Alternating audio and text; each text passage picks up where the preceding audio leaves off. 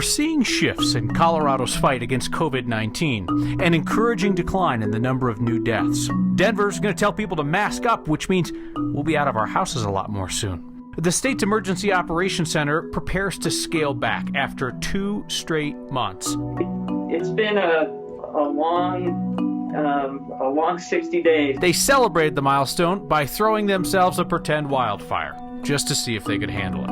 Firefighters are gearing up to deal with the virus and fires at the same time. Democrats in the legislature prepare to part with their expensive programs now that the money's gone. And the people providing connection for Coloradans who are near the end of their lives.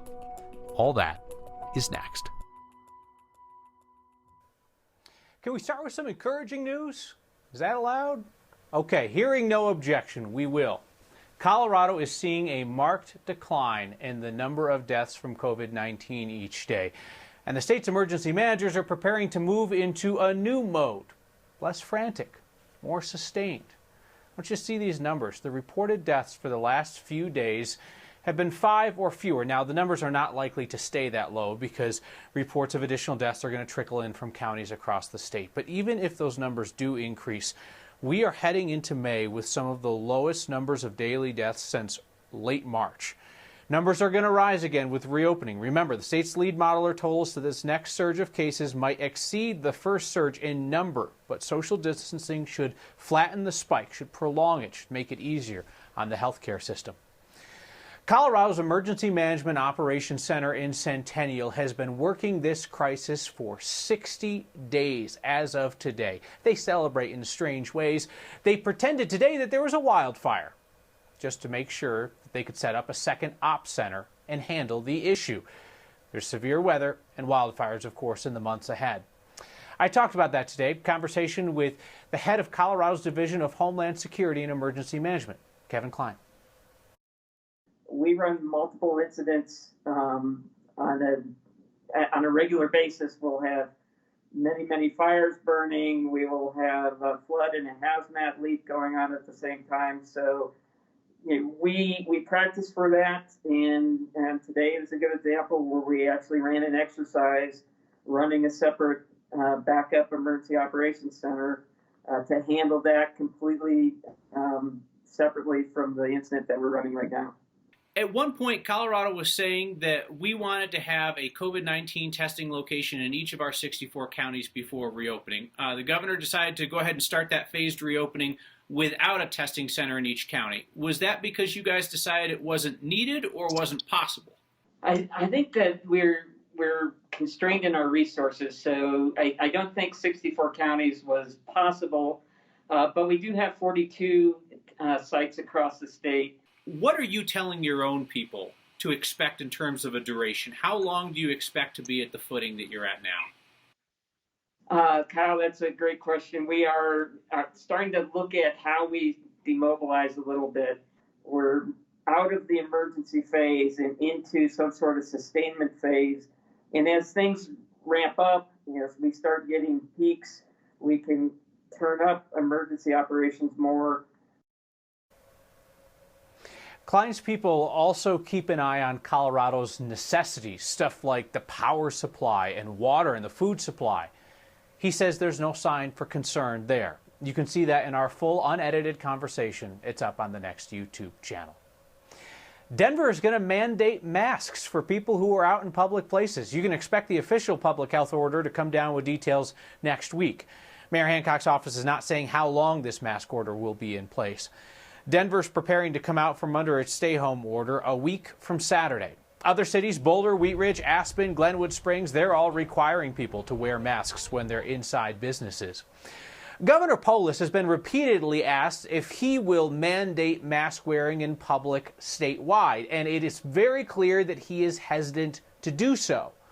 Perhaps thinking he can get about the same percentage of Coloradans to wear masks just by asking rather than by requiring. And judging by the resistance to Governor Polis's other mandates, if he were to mandate breathing, some portion of Colorado would choose to asphyxiate in protest.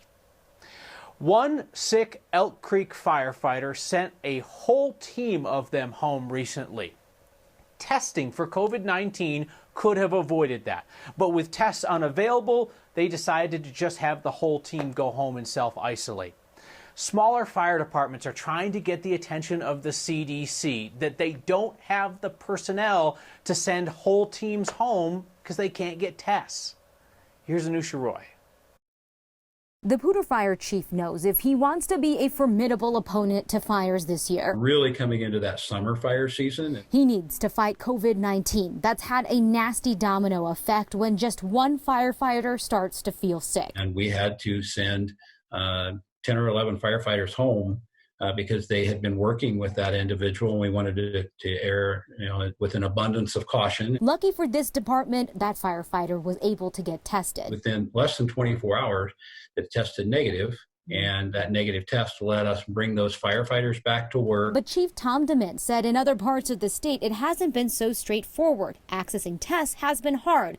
So instead, an entire team would sit out for 2 weeks until it was safe to come back. Depending on the relationship that you had with your testing agencies in your jurisdiction. That's why he started working with Congressman Joe Neguse to champion a universal rule and helped get first responders, including firefighters, added to the CDC's high priority testing list if they are showing symptoms. This puts them on par with healthcare workers. Firefighters are EMTs, they're paramedics, and they're the first ones that go into that living room on that car wreck. They're that first step of the healthcare system. So the state has tiers for who should be getting tested first. It's going to be hospital healthcare workers who are showing symptoms, people who are in the hospital, and then comes first responders, including firefighters and law enforcement, who are showing symptoms. We asked the state today if the CDC guidelines are going to change things for them. They said they're still looking into it. We did have a chance to talk to the Colorado Professional Firefighters Group. They said things have been getting better when it comes to access to testing, but that they do appreciate universal rules as well, Kyle. At the end of the day, Anusha, it kind of comes down to help us help you. Yeah, absolutely. And one of the biggest barriers that they know they're going to be running into is the fact that there's been this issue with testing and supplies. But firefighters were saying that's definitely why they want to become a priority. We have to remember that these people are not only coming in contact with people who need their help in Colorado, but Kyle, they're also going out of state and interacting with other firefighters to help them as well. So they just want to stay protected to continue to protect the other people around them. Always interesting food for thought when we visit Anusha Roy in the Brick House. Thank you, Anusha. Denver moved in on another homeless camp in downtown today. It's yet another of the city's sweeps that the city would really prefer that we call cleanups.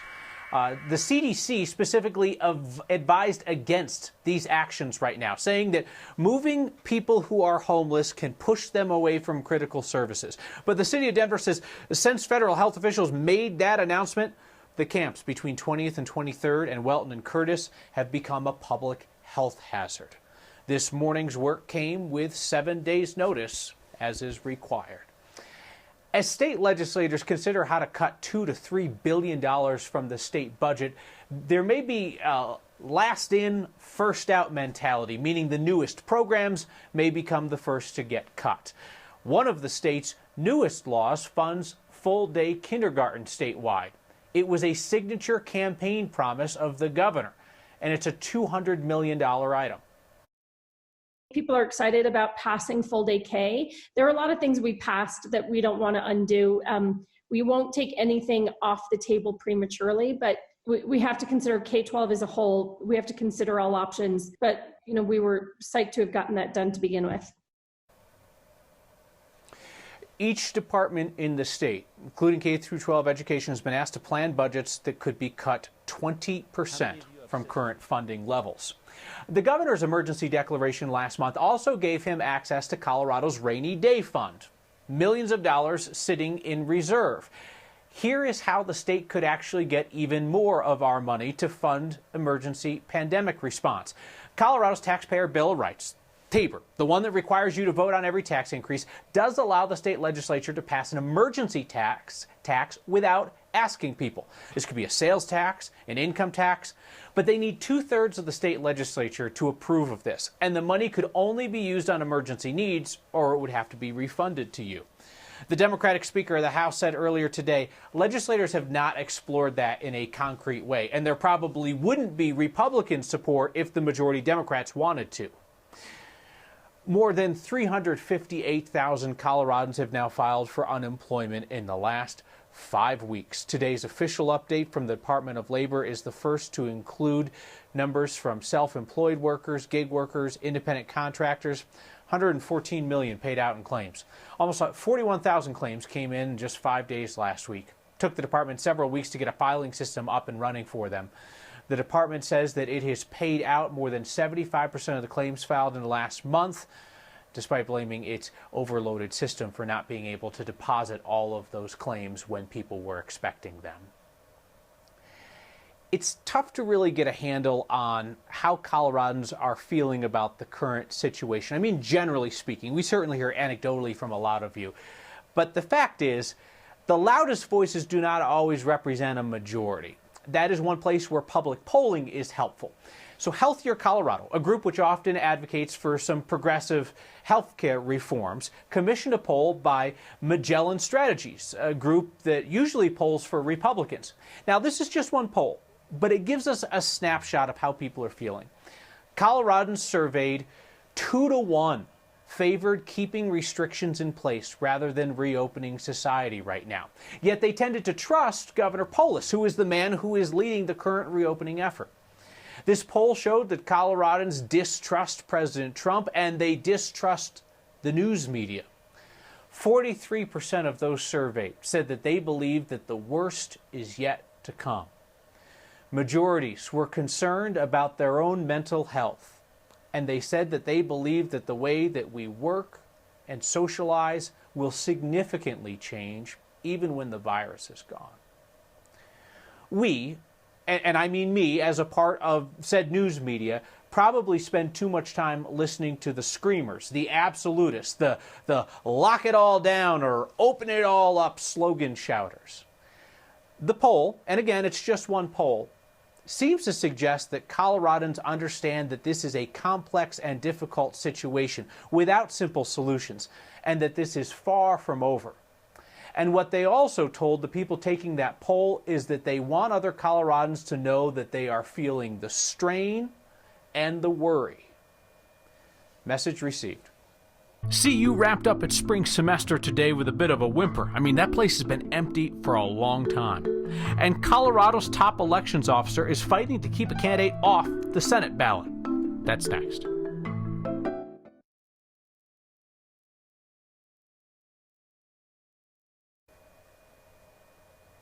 Paid family leave. The idea of getting paid when you can't work because of family or medical reasons. Colorado does not currently have it. The Democrats had planned to make this one of their key bills in this legislative session. But things have changed.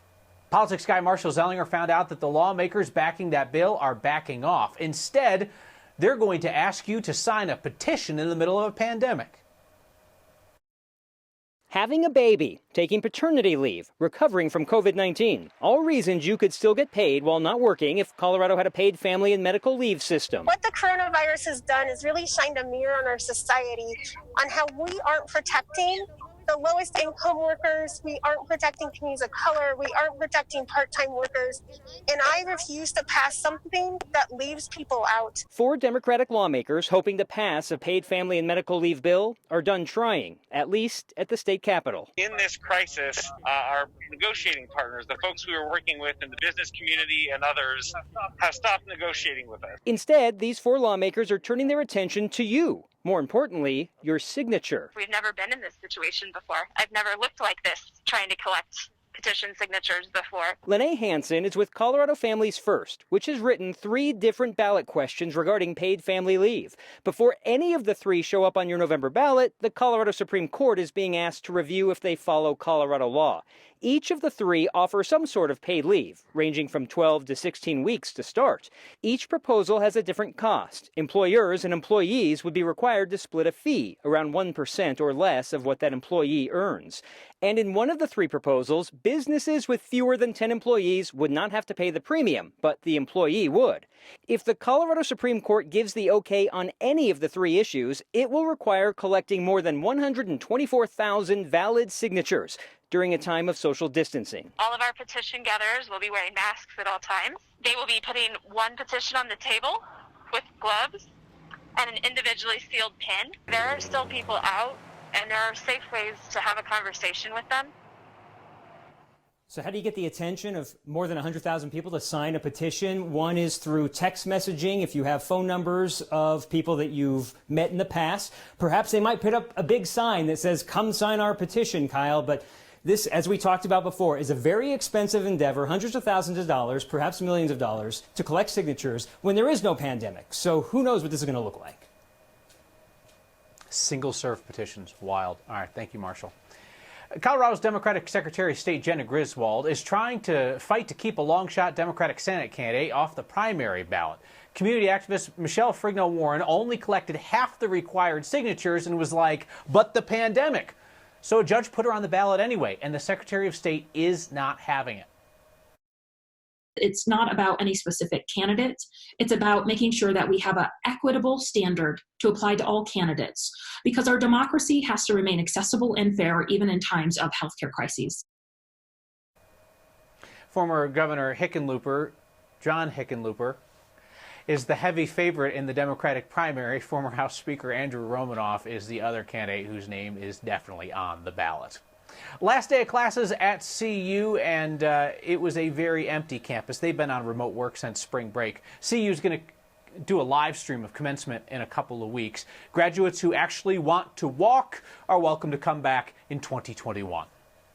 It's critical that she has that human contact every day. A thank you to the people who are still connecting families in a difficult moment.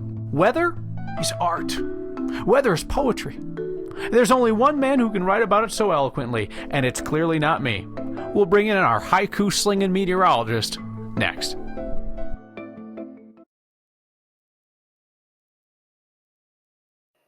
Corey Reppenhagen is on the Weather Beat. This year's first 80. A snowless May would be weird. Don't plant tomatoes. That was Corey Reppenhagen on the Weather Beat. Trim that beard up, you see that? We've talked about a lot of different kinds of healthcare workers here on Next lately. Neglected, though, to talk about the crucial role that hospice nurses are playing. Carmen's mother-in-law is currently in hospice care, and she asked if we would publicly thank them for allowing the family to stay connected, no matter what. Mary Ann is an unbelievable person and really a wonderful mother-in-law. My name is Carmen Leatherwood. My mother-in-law, Mary Ann Leatherwood, was diagnosed and tested positive for COVID-19 on April 10th. She has been taken care of by hospice nurses, Tracy Zimmerman and Simone Scott.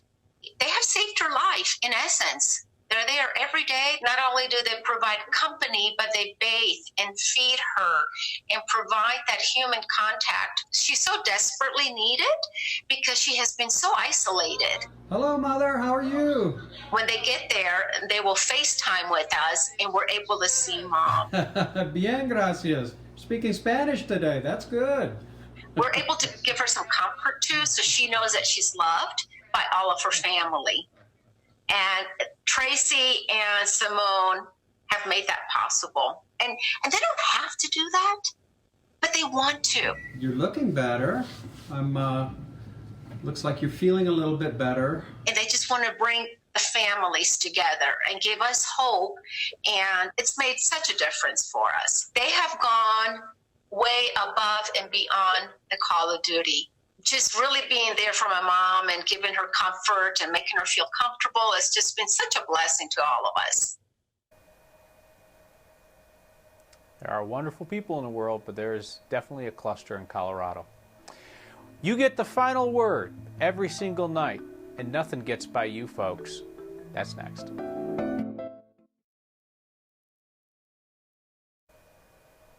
Piece of text feedback that actually came in last night from somebody who said that they had lost their brother-in-law to COVID this week, but Something we pulled here last night made them smile. I hope they've smiled again tonight. Elaine Ernest says, Kyle, you do manage to bring all kinds of people out of the woodwork. Elena, that's the problem with woodwork. See you next time.